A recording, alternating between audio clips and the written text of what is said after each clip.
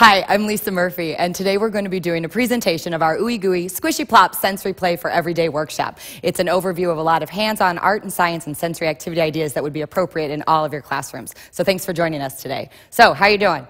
Doing good? Excellent. We're going to really kind of basic and simple. I'm going to start at this end of the table. I'm going to work my way down, give you little stories and some anecdotes along the way, tell you some tips and techniques that I've learned, and then I'll invite you to come up and play at the end, all right?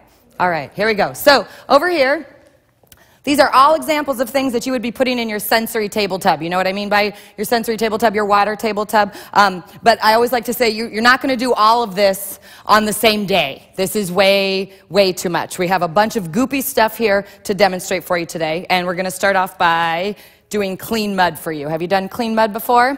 Clean mud is grated ivory soap, and then some toilet paper and hot water. Toilet paper. How much toilet paper? Lots. What kind of toilet paper? Cheap. That's what I like to say, cheap.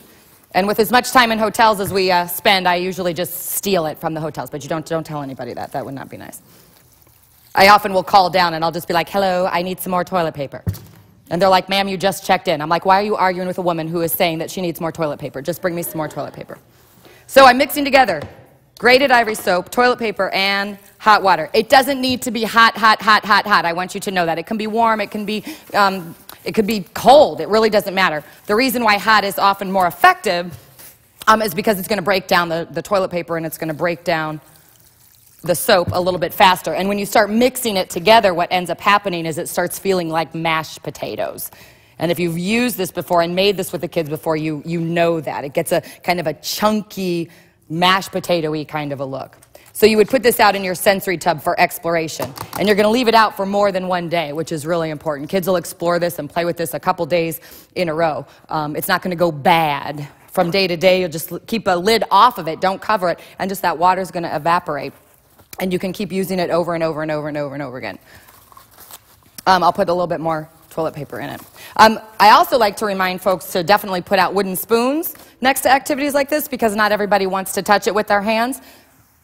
So the spoon might invite somebody to come in and participate at a level that is a lot more comfortable to them, you know, but you never want to force somebody to touch it, you know, come on and touch it, you know, touch it, and then the kid barfs in it, you know, and then that's nasty. So you put the spoon out. We had one little girl, all year she did like this. And by the end of the year, she was holding the spoon in one hand, but playing with it with the other hand. It was like her little magic feather, you know. So that's clean mud. And after you've played with it for a couple of days or however long you're into it, you're going to dump it right in the trash can. Don't put this down the drain. That one does not go down the drain. Okay, I got another one for you today. This is flour, just regular, basic, cheap flour. And I'm going to put in it some baby oil.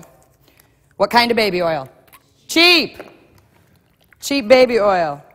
A lady did tell me that her granddaughter was allergic to baby oil, so she tried it with cooking oil one day, and it still worked. So I want you to know that that's a resource for you. So I'm mixing together baby oil and flour as a sensory experience. And if you've not done this one before, what is amazingly cool is that it turns almost like a caramel-y color, looks a little bit like cookie dough. Absolutely fantastic. It's very almost gritty. The flour is like a little exfoliating, and the oil is very moisturizing. After you play with this for a while, it feels like you went to the spa and got a really nice manicure, actually. So this one you could leave out.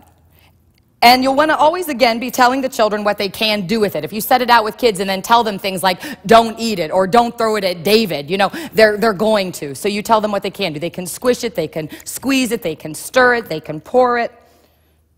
Always wanting to use positive language with them. So moving right along here.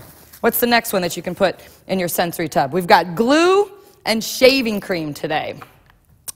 Glue, it doesn't matter what kind of glue you use. What kind of shaving cream? Whatever's on sale. Cheap, exactly. And how much glue? It doesn't matter. And I want you to know that. Sometimes people are like, how much? How much? It really doesn't matter.